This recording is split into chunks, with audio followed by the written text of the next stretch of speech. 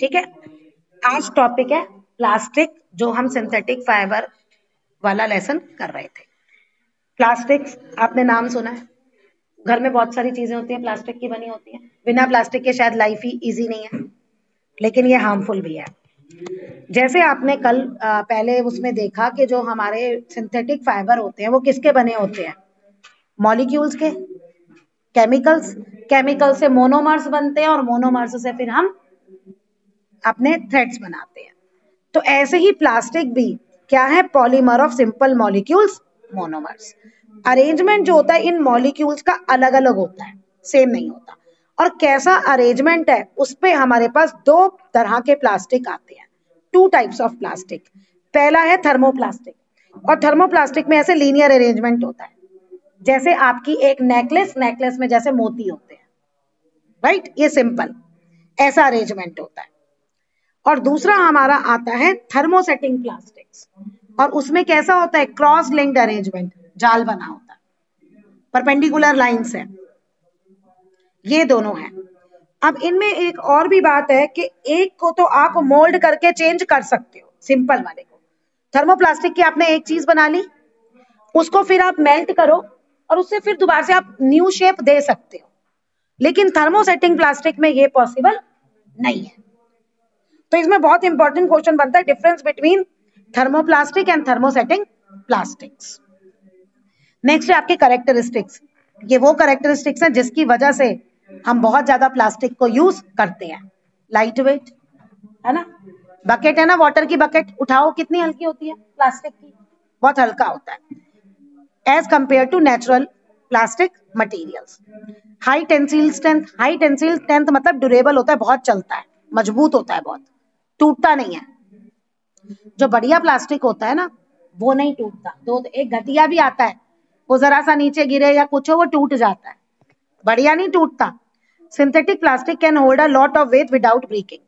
अब एक बकेट है, उसमें आप कितना सारा पानी डाल दो, बाल्टी टूट तो नहीं जाती ना। For example, a thread of synthetic plastic can withstand more weight as compare to a thread of cotton of the same thickness. क्या कहना चाह रहा है, धागा होता है ना, रील का धागा, रील होती है, एक थ्रेड आपने कॉटन का लिया और एक थ्रेड आपने प्लास्टिक का लिया, दोनों पे वेट लगा दो, कॉटन का तो टूट जाएगा लेकिन वो वैसे के वैसे उसे होल्ड करे हुए रहेगा, मतलब इतना मजबूत होता है। Next, resistance to chemical. Chemicals का कोई असर नहीं होता, एसिड का कोई असर नहीं होता, बेस का कोई असर नहीं होता। तभी प्लास्टिक वाले खाने में हम खाना रख देते हैं ना, घरों में प्लास्टिक के डोंगे सब आते हैं ना, कंटेनर्स, उसमें हम रखते हैं ना अपना ईटेबल्स, वो इसी वजह से कि ये केमिकल का कोई असर नहीं होता। नॉन बायोडिग्रेडेबल, जल्दी से खराब नहीं होते। Do not wither like natural plastic. Natural plastic खराब हो जाता है, ये खराब नहीं होते, लेकिन ये इसका डिसएडवांटेज भी है। क्यों? क्योंकि ये मेजर प्रॉब्लम आती है इसे थ्रो करने में। आप इसे ऐसे ही नहीं फेंक सकते क्योंकि ये एज इट इज रहता है। और सोचो कि हम इतना सारा प्लास्टिक डिस्पोजेबल में हम खाना खाते हैं, जो भी करते हैं हम फेंक देते हैं ना, अब वो डिकम्पोज होगा नहीं, तो इस प्लास्टिक की वजह से अर्थ जो है कूड़े का ढेर बनती जा रही है। सी में भी नीचे सारा प्लास्टिक का कचरा इकट्ठा हो रहा है, जो एक्वेटिक एनिमल्स को नुकसान कर रहा है। आगे आने वाले टाइम में इसका बहुत बड़ा प्राइस हमें चुकाना पड़ेगा, जो हम ये प्लास्टिक यूज कर रहे हैं और उसको हम ऐसे ही थ्रो कर देते हैं। लस्ट्रस एंड कलरफुल, चमक वाले होते हैं, कलरफुल होते हैं, ब्राइट, अलग अलग कलर में प्लास्टिक्स के हमें मटेरियल मिल जाते हैं। नॉन कंडक्टर यानी हीट और इलेक्ट्रिसिटी कंडक्ट नहीं करते, ये इसकी प्रॉपर्टीज है। टेफ्लॉन। टेफ्लॉन एक ऐसा प्लास्टिक है जिसपे ऑयल और वाटर नहीं स्टिक होता। तुमने देखा है ना, न्यूज आती है, नॉन स्टिकी तवा, नॉन स्टिक पैन, टेफ्लॉन की कोटिंग है, वो इसलिए टेफ्लॉन की कोटिंग है। उसपे जब हम कुक करते हैं तो ऑयल भी नहीं चिपकता और वाटर भी नहीं चिपकता, कोई भी चीज उस पर चिपकती नहीं है। तो हम अपने वर्ड्स में कहते हैं कि चिपक नहीं रही, इस पर जलती नहीं है। ठीक है जी। मेलेमाइन भी एक प्लास्टिक है। मेलेमाइन, आप ये देखते हो मेलेमाइन के स्विच बने होते हैं आपके इलेक्ट्रिक स्विच, क्यों होते हैं?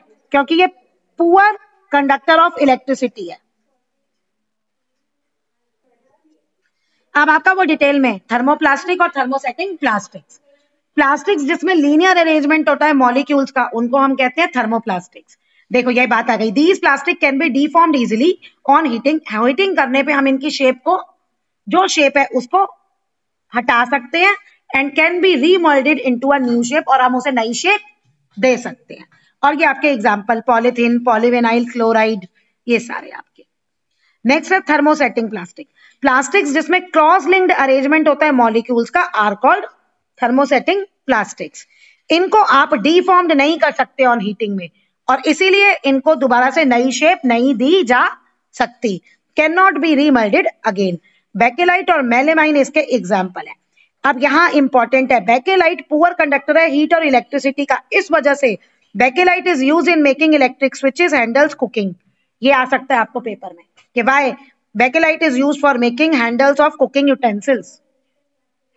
और मेलेमाइन पे आग नहीं जल्दी से मतलब रेजिस्ट फायर, इस पे आग नहीं लगती, and can tolerate heat better than other plastics. और इसको जितना भी गर्म कर लो ना, ये अपनी शेप को रिटेन करके रखता है, इस पे भी हीट का इतनी जल्दी से असर नहीं होता, इसीलिए ये किचनवेयर और फैब्रिक बनाने में यूज होता है।